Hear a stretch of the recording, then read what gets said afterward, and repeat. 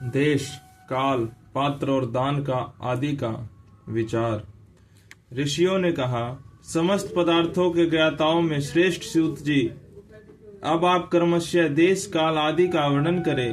सूत जी बोले, महर्षियों, देवज्ञ आदि कर्मों में अपना शुद्ध ग्रह समान फल देने वाला होता है, अर्थात अपने घर में किए हुए देवयज्ञ आदि शास्त्रों का फलों को सम मात्रा में देने वाला होता है। गौशाला का स्थान घर की अपेक्षा 10 गुना फल देता है। जलाशय का तट उससे भी 10 गुना महत्व रखता है तथा जहाँ बेल, तुलसी एवं पीपल वृक्ष का मूल निकट हो, वह स्थान जलाशय के तट से भी 10 गुना फल देने वाला होता है। देवालय को उससे भी 10 गुने महत्व का स्थान जानना चाहिए। देवालय भी 10 गुना महत्व रखता है। तीर्थ भूमि का तट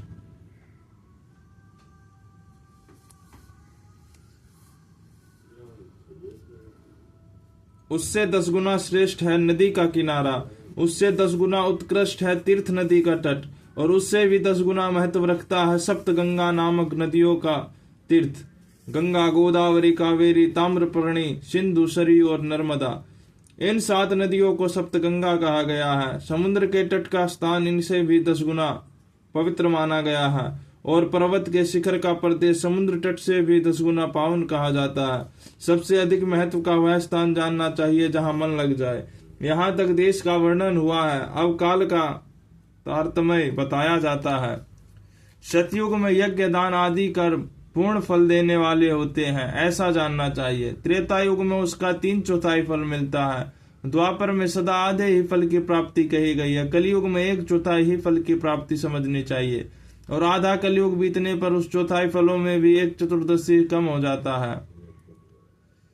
शुद्ध अनंतःकरण वाले पुरुषों का शुद्ध एवं पवित्र दिन सम फल देने वाला होता है। विद्वान ब्राह्मणों, सूर्य संक्रांति के दिन किया हुआ सत्कर्म पूर्वक शुद्ध दिन की अपेक्षा 10 गुना फल देने वाला होता है, यह जानना चाहिए। उससे भी 10 गुना महत्व उस कर्म का है जो विश्व नामक योग में किया जाता है। दक्षिणायन आरंभ होने के दिन अर्थात कर्क की संक्रांति में किए हुए पुण्य कर्म का महत्व विषुव से भी 10 गुना माना गया है। उससे भी 10 गुना मकर संक्रांति में और उससे भी 10 गुना चंद्र ग्रहण में किए हुए पुण्य का महत्व माना गया है। सूर्य ग्रहण का समय सबसे उत्तम है। उसमें किए गए पुण्य कर्म का फल चंद्र ग्रहण से भी अधिक और पूर्ण मात्रा में होता है। इस बात को विज्ञ पुरुष जानते हैं। जगत रूपी सूर्य का राहु रूपी विश्व से संयोग होता है, इसलिए सूर्य ग्रहण का समय रोग प्रदान करने वाला होता है। अतः उस विश्व की शांति के लिए उस समय स्नान, दान और जप करे।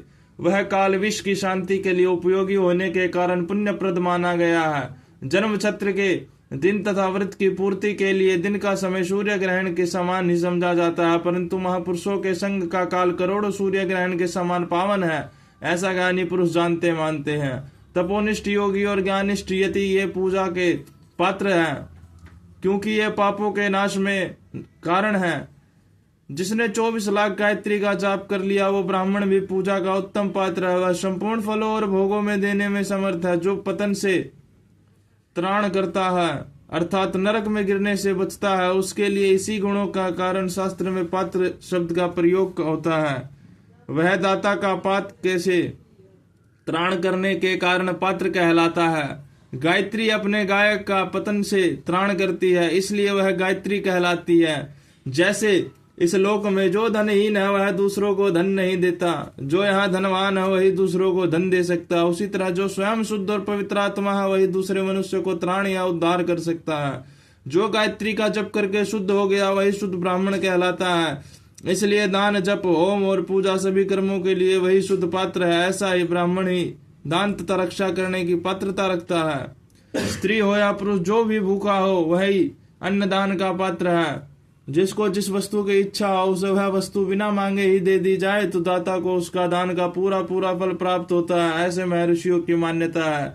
जो सवाल या याचना करने के बाद दिया गया हो वह दान आधा ही फल देने वाला बताया गया है। अपने सेवक के दिया हुआ दान 1/4 फल देने वाला होता है। विप्रवरो, जो जाति मात्र से ब्राह्मण है और दीनता पूर्ण वृत्ति से जीवन बिताता है, उसे दिया हुआ धन का दान दाता को इस भूतल पर 10 वर्षों तक भोग प्रदान करने वाला होता है। वही दान यदि देव वेद वेत्ता ब्राह्मण को दिया जाए तो वह स्वर्गलोक में देवताओं के वर्ष से 10 वर्षों तक दिव्य भोग देने वाला होता है। शील और उच्च वृत्ति से लाया हुआ और गुरु दक्षिणा में प्राप्त हुआ अन्न धन शुद्ध द्रव्य कहलाता है। उसका दान दाता को पूर्ण फल देने वाला बताया गया है। क्षत्रियों का शौर्य से कमाया हुआ, वैश्यों का व्यापार से आया हुआ और शूद्रों का सेवा वृत्ति से आया हुआ धन भी उत्तम द्रव्य कहलाता है। धर्म की इच्छा रखने वाले स्त्रियों को जो धन पिता एवं पति से मिले उनके लिए वह उत्तम द्रव्य है। गौ आदि 12 वस्तुओं का चित्र आदि 12 महीनों में क्रमशः दान करना चाहिए। गौ, भूमि, तिल, स्वर्ण, घी, वस्त्र, धान्य, गुड़, चांदी, नक, कोहड़ा और कन्या, ये ही वह 12 वस्तुएं हैं। इनमें गोदान से कायिक, वाचिक और मानसिक पापों का निवारण तथा कायिक आदि पुण्य कर्म की पुष्टि होती है। ब्राह्मणों भूमि का दान इहलोक और परलोक में प्रतिष्ठा आश्रय की प्राप्ति कराने वाला होता है। तिलक का दान, तिल का दान बलवर्धक एवं मृत्यु का निवारक होता है। स्वर्ण का दान जठर अग्नि को बढ़ाने वाला तथा वीर्यदायक है। घी का दान पुष्टिकारक होता है। वस्त्र का दान आयु की वृद्धि करने वाला है, ऐसा जानना चाहिए। धान्य का दान अन्न धन की समृद्धि में कारण होता है। गुड़ का दान मधुर भोजन की प्राप्ति करने वाला होता है। चांदी के दान से वीर्य की वृद्धि होती है। लवण के दान षड्रस भोजन की प्राप्ति कराता है। सब प्रकार का दान सारी समृद्धि की सिद्धि के लिए होता है। विज्ञ पुरुष कुष्मांड के दान को पुष्टिदायक मानते हैं। कन्या का दान आजीवन भोग देने वाला कहा गया है। ब्राह्मणों वह लोक और परलोक में भी संपूर्ण भोगों की प्राप्ति कराने वाला है। विद्वान पुरुष को चाहिए कि जिन वस्तुओं से श्रवण आदि इंद्रियों की तृप्ति होती है उनका सदा दान करे।